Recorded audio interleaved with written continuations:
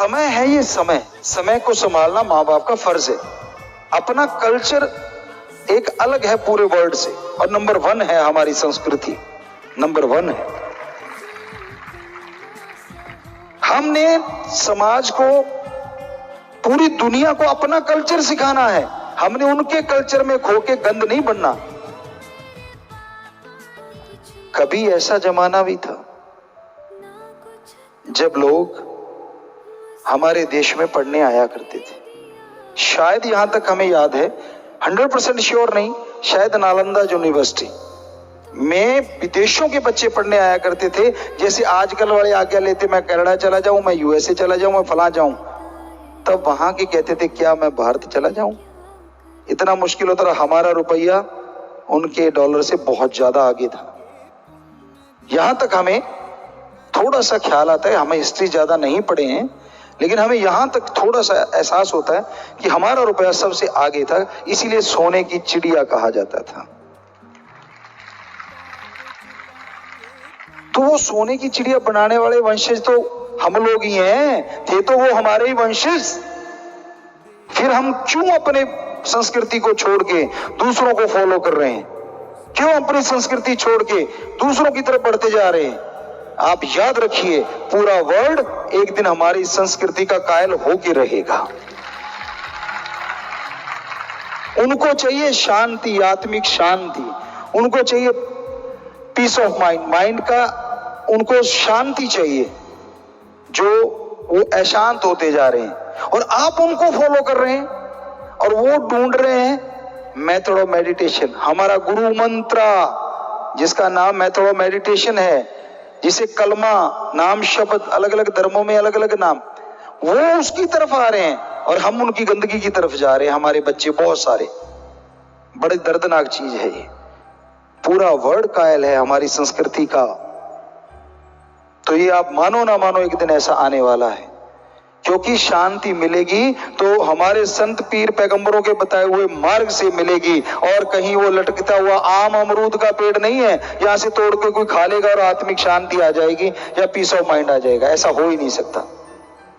वो method of meditation ही है, वो गुरु मंत्र ही है जो आत्मा को शांति दे सकता है, जो दिमाग को शांति दे सकता है। समय को संभालो, अपनी संस्कृति महान है। क्यों गिर रहे हो अपनी संस्कृति से? कहते नहीं जी आप तो रूढ़िवादी विचारों के हो। तो आप कौन से विचारों के हो? रूढ़िवादी एक अलग चीज है, पाखंडवाद एक अलग चीज है। स्वस्थ परंपरा हमारी थी। आप समझने में गलती करते हैं। हमसे बहुत बार ये पूछा जाता रहा, अब भी कई बार पूछ लेते हैं, क्योंकि सबसे पहले पवित्र वेद बने। ये तो हर दुनिया का बंदा मानता है कि सबसे पुरातन ग्रंथ है तो पवित्र वेद है। तो उनमें सब कुछ लिखा हुआ है। पढ़ने वाले का नजरिया चाहिए। कई लोग कहते गुरुजी अगर आप इतना ही कहते हो कि पवित्र वेदों में सब कुछ है, तो फिर आपके तो कहते हैं चंद्रमा देवता है, वो तो पत्थर है, ये तो साबित हो चुका है। तो हम हंस पड़े। कहते आप हंसते क्यों? हमने कहा हम इसको थोड़ी चंद्रदेव कहते। कहते किसको कहते हो?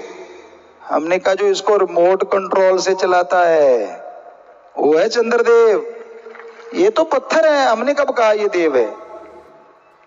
वो चंद्रदेव हैं जो इस चंद्रमा को अपने रिमोट कंट्रोल से, आपके तो अभी आए हैं रिमोट कंट्रोल, ये टेलीविजन चलाने वाले, ये पीसी वगैरह चलाने वाले, या जो भी चीज, जो भी रिमोट कंट्रोल आए हैं वो तो अभी आए हैं। और हमारे उन देवी देवताओं के पास तो कब के हैं ये रिमोट कंट्रोल, और उनके पास अलग से डिवाइस नहीं है। उनकी आत्मिक तरंगों से चलते हैं ये चंद्रमा सूरज। ऐसे हैं वो देव, इतने महान हैं वो।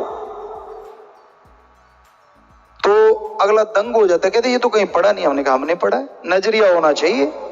सूरज भी वो नहीं है जो दिखता, वो देव नहीं है। हम नमन करते हैं तो सिर्फ इसलिए कि नाम उसका भी सूरज है, पर जाता है सूर्य देव तक जो उसको अपने रिमोट से चलाता है। और इन सब देवी देवताओं को रिमोट से चलाने वाले, आत्मिक तरंगों से चलाने वाले 3 महादेव हैं। वो आप जानती हैं, ब्रह्मा विष्णु महेश महादेव तीनों। और उनको कंट्रोल करने वाले हैं ओम, सबसे बड़ी पावर जिसने सब कुछ बनाया है। तो हमारा तो ये सार है, हमारे अकॉर्डिंग हम किसी धर्म की काट छांट नहीं कर रहे, हम किसी को बुरा नहीं बोल रहे, हम तो जो हमारा नजरिया धर्मों को पढ़ के बना वो बता रहे हैं कि हमारे उन वेदों में, पवित्र वेदों में समुद्र है ज्ञान का, लेकिन आपको नॉलेज नहीं है तो आप चुप हो जाते हैं। अब अगर आपसे आम आदमी पूछ ले यार ये चंद्रमा है, आप इसको देवता मानते हो, ये तो पत्थर का है, तो आपके पास जवाब नहीं है, लेकिन हमारे पास तो है, और अब आपके पास भी आ गया ना सबके पास। तो हकीकत है ये, लेकिन इसको कोई इस नजरिए से बताता ही नहीं, इस नजरिए से किसी को समझाता ही नहीं। तो इसलिए लोग कहते हैं हिंदू धर्म तो जी ऐसे ही पाखंड, नहीं, बिल्कुल गलत है। ये तो एक विज्ञान का समुद्र है पवित्र वेदों में छुपा हुआ। पढ़ने वाले का नजरिया चाहिए, पढ़ने वाले का दिमाग चाहिए, बड़ा कुछ लिखा हुआ है। बाकी धर्म भी सेम है, लेकिन हम सिर्फ हिंदू धर्म का इसलिए कह रहे हैं क्योंकि वो सबसे पुरातन पवित्र वेद हैं, पवित्र ग्रंथ हैं। बाकी लिखा सारे धर्मों में ऐसा ही है। सो समय को संभालो, समय की कदर करनी सीखो। अपनी संस्कृति कितनी महान, आप उनके वंशज हैं जिनके देश में विदेशी पढ़ने आते थे, और कितनी दर्द की बात है उनके वंशजों के आगे वंशज विदेशों में पढ़ने जाते हैं, है ना कमाल, कितना उल्टा हो चुका है।